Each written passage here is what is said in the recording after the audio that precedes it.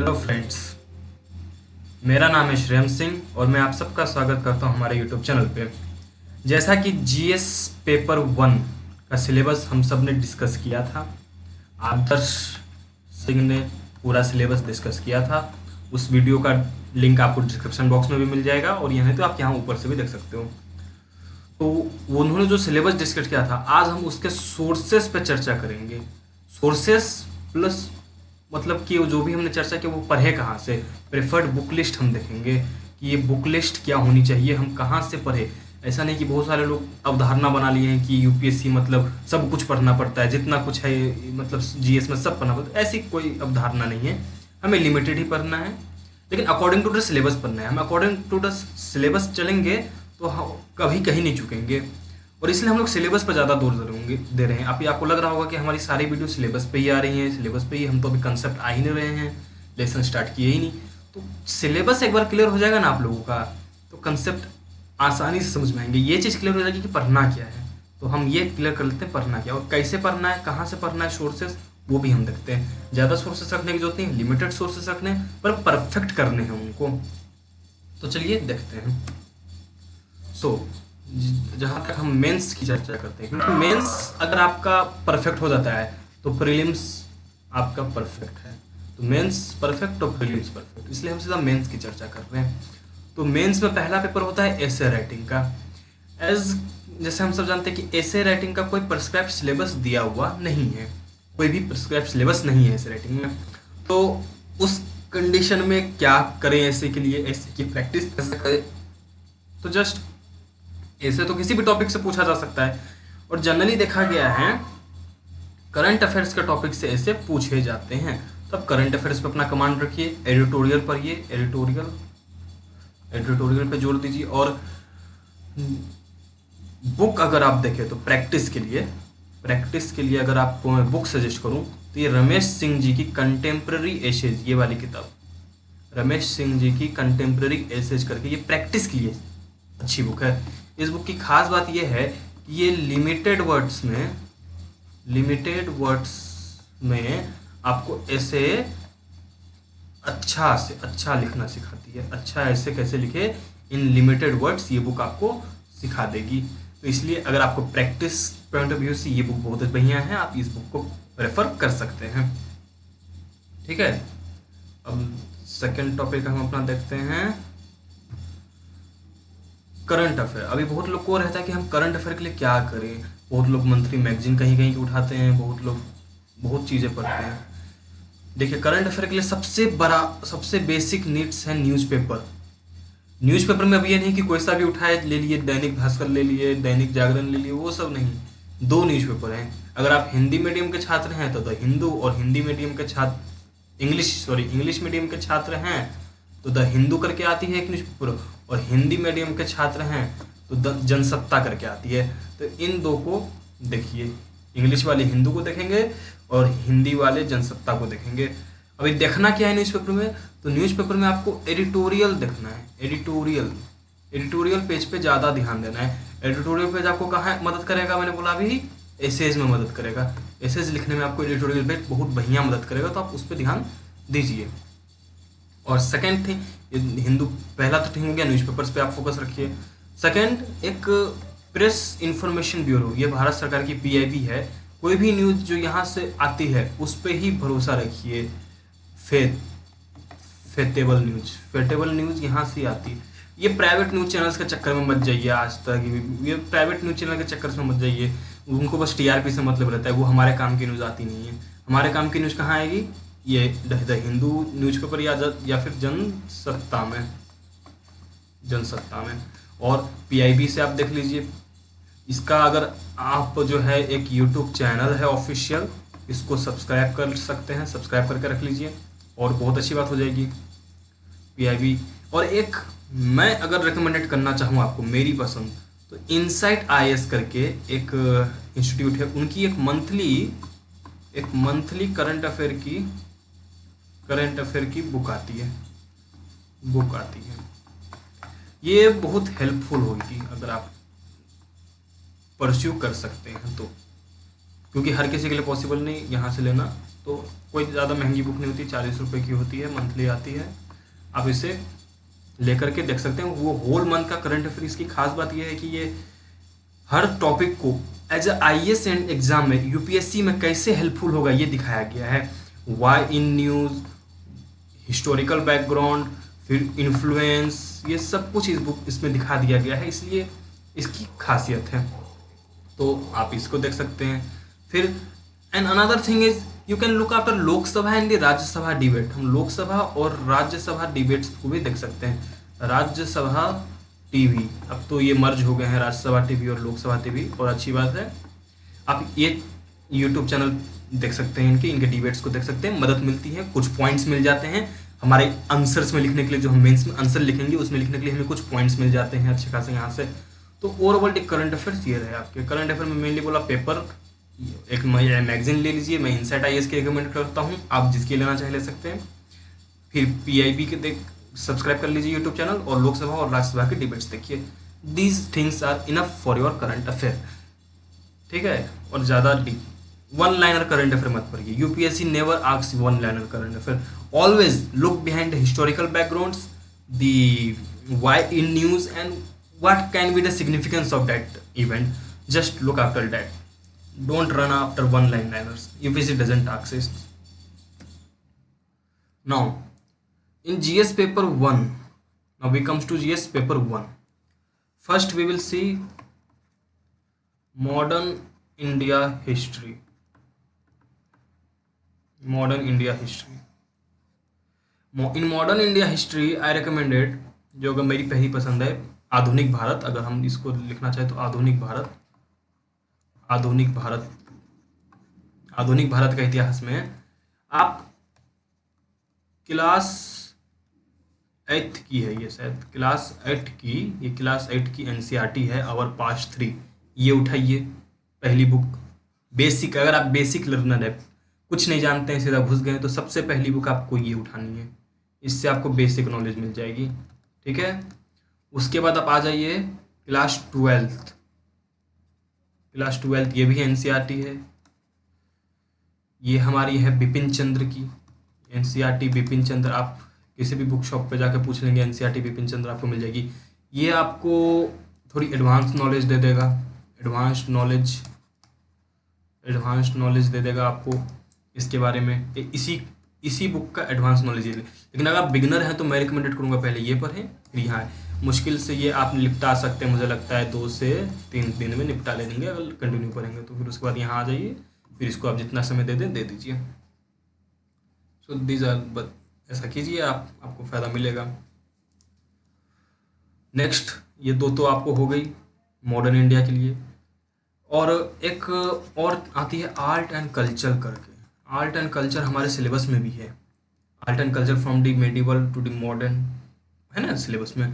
तो उसके लिए जस्ट 1 बुक, ये वाली मैं एक ही बुक रिकमेंड करूँगा और कोई नहीं, नितिन सिंघानिया की दिस इज इनफ। इससे ज़्यादा आपको पढ़ने की कोई जरूरत नहीं है आर्ट एंड कल्चर की। ये आप एक बुक पढ़ लीजिए नितिन सिंघानिया की आर्ट एंड कल्चर की, इनफ। ये मैग्रो हिल पब्लिकेशन है इसकी, आप देख लीजिए यहाँ पे, for civil services and other competitive exams. ये नितिन सिंघानिया की Indian art and culture, just enough for the art and culture section, no more needed, और किसी चीज़ की आवश्यकता है। और ये बुक्स जो है ना, ये तीनों बुक्स ये हिंदी में भी अवेलेबल हैं। यहाँ इंग्लिश आउटलेट लगाया हुआ हूँ, लेकिन हिंदी में भी अवेलेबल हैं। यू कैन ऑल्सो परचेस इन हिंदी, हिंदी में भी अवेलेबल है। इसके लिए आप चिंता मत कीजिए, हर चीज़ का जितने भी बुक्स मैं यहाँ दिखाऊंगा वो सबके हिंदी वर्जन्स भी अवेलेबल हैं इन मार्केट। जस्ट आप नाम याद कर लीजिए, नोट कर लीजिए, कीज भी कर लीजिए और जाकर देख लीजिए। नो, वो तो बात कर ली हमने मॉडर्न इंडिया की। And one more thing I would like to say you, अगर आप चाहे तो स्पेक्ट्रम पढ़ सकते हैं। स्पेक्ट्रम ये राजीव अहिर सर की है, राजीव अहिर स्पेक्ट्रम। अगर आप चाहे तो पढ़ सकते हैं, इसको स्किप करना चाहे तो ये बिपिन चंद्र स्किप करके अगर आप स्पेक्ट्रम पढ़ना चाहे तो पढ़ सकते हो डायरेक्ट, बट मेरा रिकमेंडेशन रहेगा आप इसे ही पढ़ो। एंड ऐसे ये ओल्ड NCERT है और ये न्यू NCERT है, ठीक है, ये चीज़ याद रखिए। Our past 3 new NCERT, class 8 and modern India class 12 NCERT old वाली। तो देखिए बहुत लोग क्या बोलते हैं हमको सारी एनसीईआरटी पढ़नी है, तो देखिए यहाँ सारी कहाँ पढ़नी है, ये दो पढ़ेंगे आपके काम का आ जाएगा modern India. Now we have discuss about the modern India, now what about ancient India. तो एशियंट इंडिया में मैं एक ही बुक रिकमेंडेड करूंगा जो इनफ रहेगी आपके लिए, आर एस शर्मा जी की इंडियाज एशियंट पास्ट, ये आपके लिए इनफ है। एशियंट इंडिया में इससे ज़्यादा आपसे सवाल बनेगा नहीं, क्योंकि मेंस में जो है ज़्यादातर क्वेश्चन मॉडर्न इंडिया से आ जाते हैं, कम क्वेश्चन आते हैं यहाँ से एशियंट इंडिया से, तो आप इसको रेफर कर सकते हैं। और मेडिवल इंडिया के लिए हमारे सतीश चंद्र जी हैं, यही बुक मैं भी आपको रिकमेंडेड करूँगा। बस ये दो बुक आपके एशियंट एंड मेडिवल दोनों के लिए इनफ है, इससे ज़्यादा आपको पढ़ने की जरूरत है नहीं। अगर आपका ऑप्शनल नहीं है हिस्ट्री, तो हम ऑप्शनल सिलेबस पे अलग से चर्चा करेंगे। ये जो हम है सिर्फ 4 जीएस पेपर पे चर्चा कर रहे हैं, ना कि ऑप्शनल पेपर पे। ऑप्शनल तो 22 दिए हुए हैं, 22 पे चर्चा करना तो पॉसिबल है नहीं। अगर आपका ऑप्शनल नहीं है तो इतना इनफ है, इससे ज़्यादा जाने की जरूरत नहीं है। ऑप्शनल के लिए फिर कभी आपको बताऊंगा, जिसका आप पर्सनली पूछ भी सकते हैं कमेंट सेक्शन में, बेहिचक, आपको कोई प्रॉब्लम नहीं। ठीक है, ये दो। अब समझिए आपको इन दो बुक्स का अगर अल्टरनेटिव चाहिए, तो मेरे ख्याल से एक कमाल की बुक है, ये पूनम दलाल जी की है। पूनम दलाल, ये जो है 320वां रैंक आया था इनका सीएसई में 2015 में। ठीक है, बहुत अमेजिंग बुक है ये, मैं तो रिकमेंडेड करूँगा। ये दो बुक पढ़ने के बाद आप इसको भी ज़रूर पढ़ रहे, आपका कंसेप्ट क्लियर हो जाएगा, कंसेप्ट पूरा क्लियर हो जाएगा। ये दो बुक पढ़ने के बाद आप ये भी पढ़े, और आप चाहे तो डायरेक्ट इसको भी पढ़ सकते हैं, इतना इजी मैनर में दिया है कि आप समझ जाएंगे। ये मैडम ने बहुत मेहनत की है, बहुत अमेजिंग बुक है। ये एक ही बुक में एशियंट एंड मिडिवल इंडिया है। ये भी देखिए किसकी बुक है, मैग्रो हिल की बुक है, बाय पूनम दलाल। ठीक है, क्लियर। अब आगे बढ़े, हमने बात की मॉडर्न की, हमने बात की मेडिवल की, हमने बात की एशियंट की। Now we will Indian history की बात की, अभी world geography. As I previously said, आपको सिलेबस में आदर्श सर ने बता दिया होगा कि वर्ल्ड हिस्ट्री जो है प्रीलिम्स में नहीं आता है, प्रीलिम्स में नहीं आता है, इट्स मेंस सिलेबस में आता है। तो मेंस सिलेबस में दो किताबें हैं, एक ये, लेकिन दोनों नहीं पढ़ना। ठीक है, दोनों नहीं पढ़ना, और लगा रहा हूँ, या तो ये पढ़िए या तो ये पढ़िए, दोनों पढ़ के टाइम वेस्ट करने की ज़रूरत नहीं है। ये है एक नॉर्मन लॉय की, और ये है Krishna Reddy, world history by Krishna Reddy, mastering modern world history by Norman Loy. अब अगर आप फ़र्क पूछना चाहे दोनों बुक में, तो फ़र्क ये है, ये जो है एक हैवी बुक है, थिक बहुत है, बहुत मोटी बुक है। ठीक है, अगर आपके पास 1.5 या 2 साल का समय है, आई रेफर दिस बुक।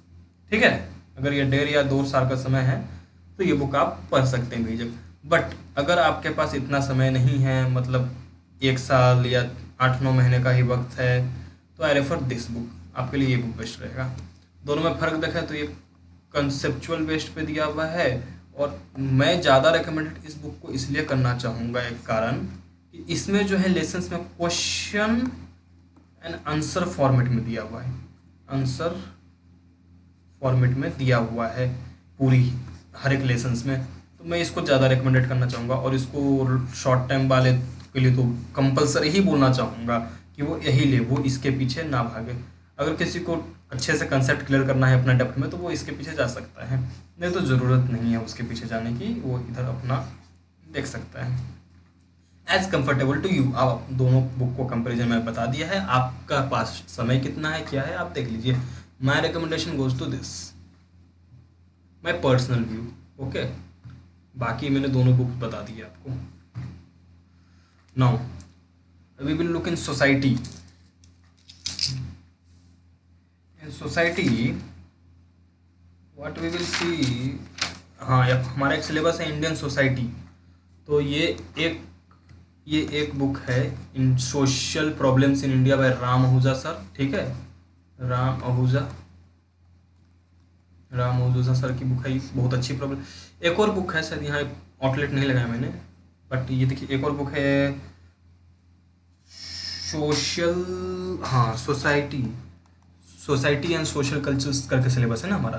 तो सोसाइटी इन इंडिया, ठीक है, नोट डाउन कर लीजिए नाम, society in India by Ram Ahuja. ठीक है, ये भी राम आहूजा जी की है, राम आहूजा।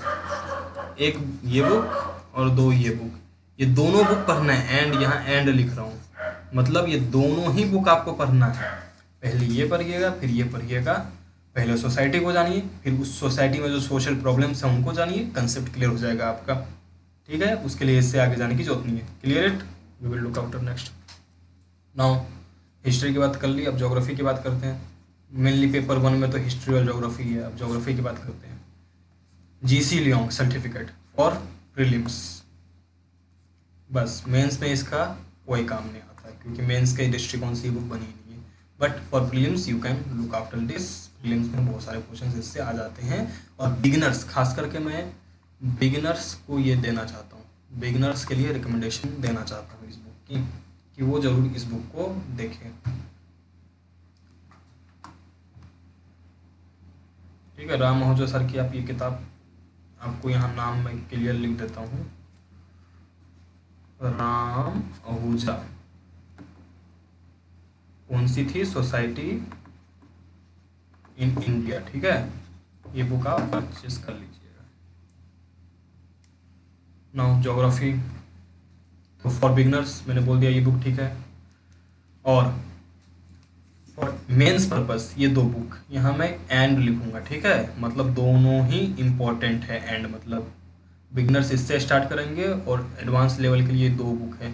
अब वो तो वर्ल्ड ज्योग्राफी से कुछ ज़्यादा सवाल बनते नहीं हैं, तो इसलिए एक वो इंडिया एंड वर्ल्ड ज्योग्राफी करके माजिद हुसैन सर की बुक आती है, ये इनफ है। इससे ज़्यादा वर्ल्ड ज्योग्राफी में कुछ आपको पढ़ने की जरूरत नहीं है। और इंडियन ज्योग्राफी से ज़्यादा सवाल बनते हैं, तो ये इंडियन ज्योग्राफी करके है बुक, मतलब भारत का भूगोल, भारत का भूगोल। ये इंग्लिश में भी है, इंग्लिश में भी अवेलेबल है। नहीं दिख रहा क्या? ये बुक जो है इंग्लिश में भी अवेलेबल है। ठीक है, तो आप इस बुक को रेफर कीजिए। मेरा ये एंड में यहाँ लिखा हूँ, मतलब दोनों बुक को आपको रेफर करना है। ये दो बुक आपके लिए इनफ है, इससे आगे जाने की ज़रूरत नहीं है। अगर आपका सिर्फ जीएस तक का टारगेट है तो उसके आगे का नहीं है। This too for mains and this is for beginner, जो स्टार्ट कर रहे हैं वो इसको स्टार्ट करें, my highly recommendation. Now geography में ही चलेंगे आगे।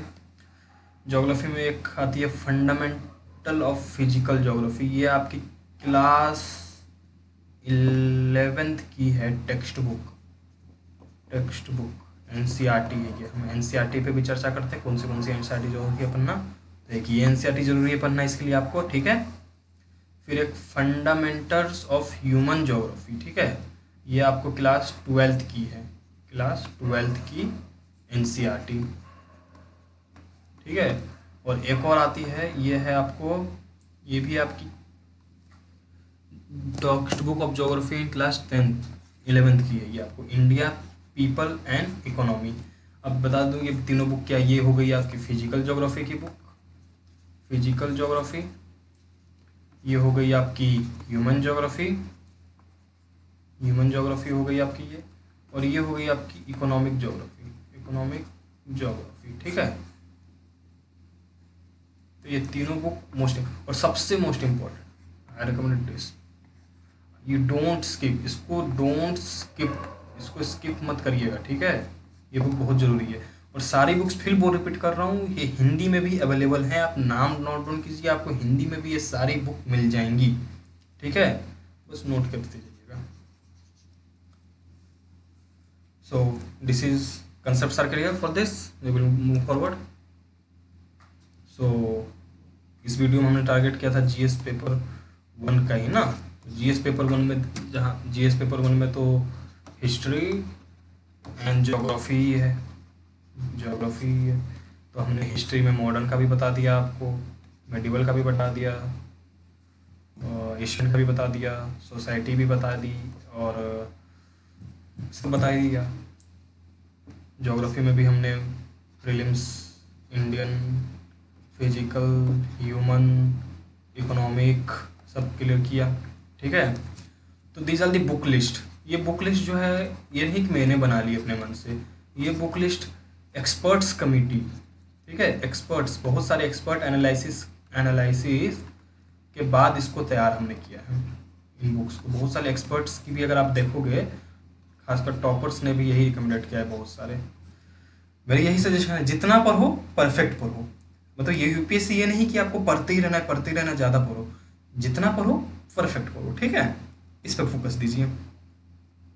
ठीक है, फिर मिलेंगे किसी और वीडियो के साथ। तब तक के लिए अलविदा।